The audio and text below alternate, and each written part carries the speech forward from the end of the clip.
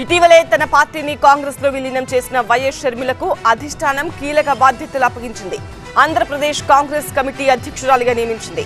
ఆమె నియామకంపై రాజకీయంగా భిన్నాభిప్రాయాలు వ్యక్తమవుతున్నా షర్మిల ముందున్నది మాత్రం చాలా పెద్ద లక్ష్యమన్నది స్పష్టమవుతోంది.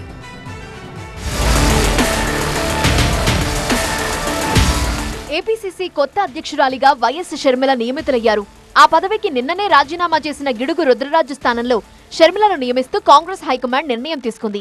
నిర్ణయం తక్షణమే అమల్లోకి వస్తుందంటూ అధికారిక ప్రకటన విడుదల చేసింది. పార్టీకి ఇన్నాళ్లు సేవలందించిన రుద్రరాజుకు సీడబ్ల్యూసీ ప్రత్యేక ఆహ్వానితులుగా అవకాశం కల్పించింది. షర్మిల నియామకంతో అటు ఏపీ కాంగ్రెస్ ప్రధాన కార్యాలయం ఆంధ్రరత్న భవన్లో మార్పులు మొదలయ్యాయి.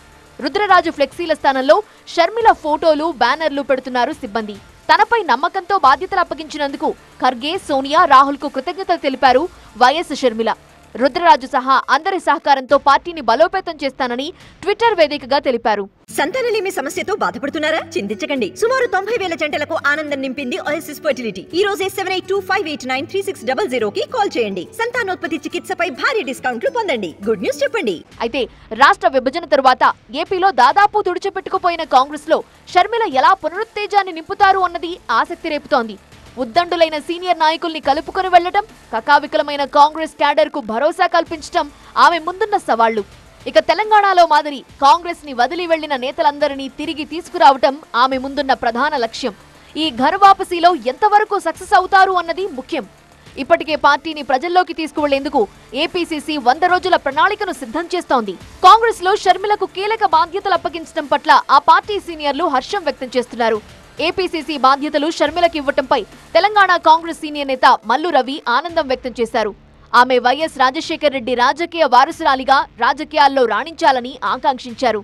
అయితే ఏపీని నాశనం చేసిన కాంగ్రెస్ కు ఎవరూ ఓటు వేయరన్నారు మంత్రి అమర్నాథ్. కాంగ్రెస్ పార్టీ పాత పార్టీకి కొత్త ప్రెసిడెంట్ అంతే కదా. పాత పార్టీ అది లేని పార్టీ, రాష్ట్రంలో లేని పార్టీకి ఎవరు ప్రెసిడెంట్ అయితే మాకేంటి? అసలు రాష్ట్రంలో పార్టీ ఉందా చెప్పండి. నాకు తెలిసి మొన్న జరిగినటువంటి ఎన్నికల్లో 0.4% ఎంత వచ్చింది ఆ పార్టీకి. నోటా కంటే తక్కువ వచ్చింది.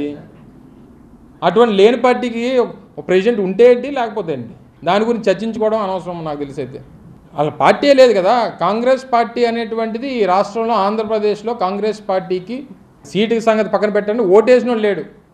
నాకు తెలిసి అయితే 0% అని, నాకు తెలిసి అయితే 0% ఇన్ఫ్లుయెన్స్ ఉంటుంది అనేటువంటిది నా అభిప్రాయం.